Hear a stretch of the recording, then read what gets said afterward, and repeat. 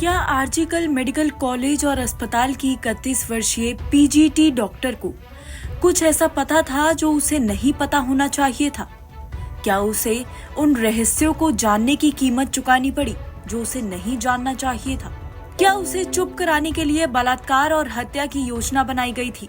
ये कुछ सवाल उसके माता पिता और सहकर्मियों ने उठाए हैं। डॉक्टर के माता पिता को लेकर अस्पताल के डॉक्टर तक यही कह रहे हैं कि पुलिस वॉलंटियर संजय रॉय की गिरफ्तारी पर सवाल उठा रहे हैं। वे दावा कर रहे हैं कि संजय रॉय केवल एक छोटा सा मोहरा है। वे बलि का बकरा हो सकता है, पर असली अपराधियों को अभी तक पकड़ा नहीं गया है। पुलिस ने अब तक मृतक डॉक्टर की डायरी और उसके माता पिता से जो विवरण जुटाए हैं, उनसे पता चला है कि वे पिछले कुछ हफ्तों से बहुत तनाव और काम के दबाव में थी।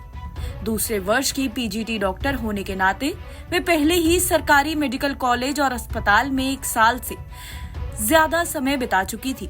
ऐसे संस्थानों में जूनियर डॉक्टरों के लिए लगातार 36 घंटे काम करना आम बात है। उसने एक डायरी में दबाव के बारे में लिखा है। डॉक्टर के साथ काम करने वाली एक सहकर्मी ने कहा, हमें संदेह है कि ये बलात्कार और हत्या का कोई साधारण मामला नहीं था या वे आकस्मिक शिकार थी। उसे निशाना बनाया गया था। संजय रॉय को कैसे पता चला कि वे उस समय सेमिनार हॉल में अकेली थी? वे किसी बड़ी मछली की रची गई साजिश का शिकार हो सकती हैं। कुछ लोगों ने आरजीकर मेडिकल अस्पताल के ड्रग रैकेट की ओर इशारा किया है। एक अन्य सहकर्मी ने कहा कि उसके विभाग में संभावित ड्रग साइफनिंग रैकेट की चर्चा है, जिसका वो पर्दाफाश करने की कोशिश कर रही थी। हमारे लिए इस पर संदेह करने का एक कारण है क्योंकि वे ईमानदार थी। कई सहकर्मियों ने कहा कि वे पूर्व प्रिंसिपल संदीप घोष की साजिश का शिकार हो सकती हैं।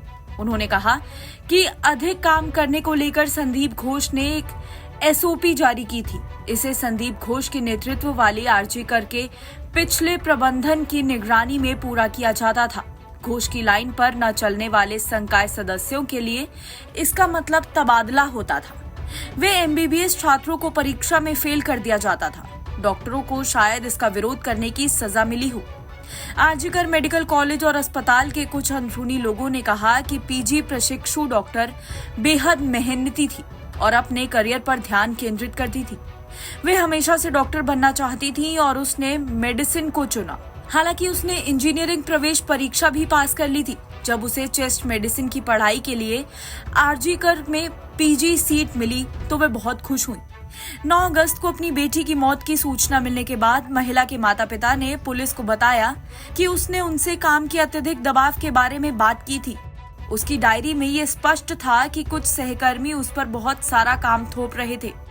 मामला सीबीआई को सौंपे जाने से पहले माता पिता ने कथित तौर पर पुलिस को बताया था कि उनकी बेटी ने विभाग में कुछ ऐसा देखा या सुना जो उसे नहीं पता होना चाहिए था। सहकर्मियों और अपराधियों ने अस्पताल में कई तरीके की गड़बड़ियों की ओर भी इशारा किया और कहा कि जो कोई भी अनियमितताओं के खिलाफ खड़ा होने की हिम्मत करता है, उसे किसी न किसी तरह सजा दी जाती है। एनबीटी ऑनलाइन की रिपोर्ट।